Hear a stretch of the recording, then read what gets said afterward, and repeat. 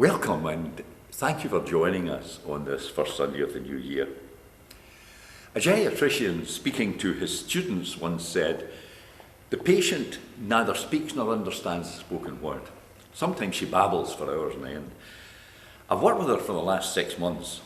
She has no regard for her appearance and makes no effort to assist in her own care. Because she has no teeth, her food must be pureed. She doesn't walk, her sleep pattern is erratic, she wakes in the middle of the night, and her screaming upsets others. Most of the time, however, she is happy, but sometimes she wails and somebody's got to come and comfort her." The doctor then asked the students if any of them would volunteer to take care of this person, and not one hand moved. And then the doctor said, "I'm surprised because actually she's my favourite patient. I have great pleasure in taking care of her. Let me show you her picture." And he pulled out the picture and he passed it around. It was a photo of his 6-month-old granddaughter. On this first Sunday of the new year, I like that story because it shows us the importance of perspective. And it also shows us how important it is to have all the facts before we make a decision. Some years ago, there was a wee laddie who had been born blind, as Mum and Dad naturally struggled with this. And like all parents, they hoped for a miracle. And one day, when the wee boy was about 5, their local GP said he had heard of a surgeon who just might be able to help.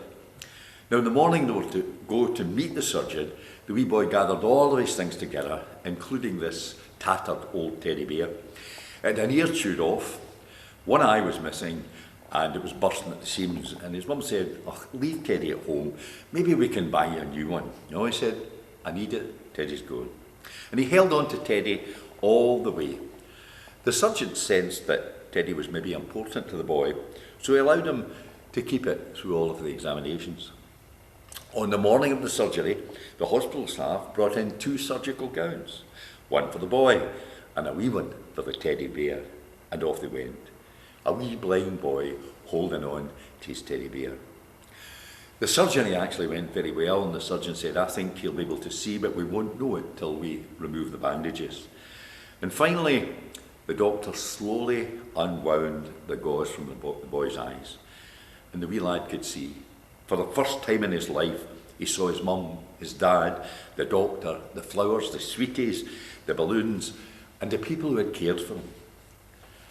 But for the first time in his life, he saw the teddy bear. Do you know, when it came for time for the wee boy to leave, the surgeon came into him. He had grown attached to the wee laddie. They said their goodbyes, and the doctor turned to leave. The wee boy called him back. He said, "Doctor, I want you to have this." He was holding out the teddy bear. The doctor tried to refuse, but the wee boy said, "Doctor, I don't have any money, so I want to give you my teddy bear to pay you for helping me to see. I just want you to have this."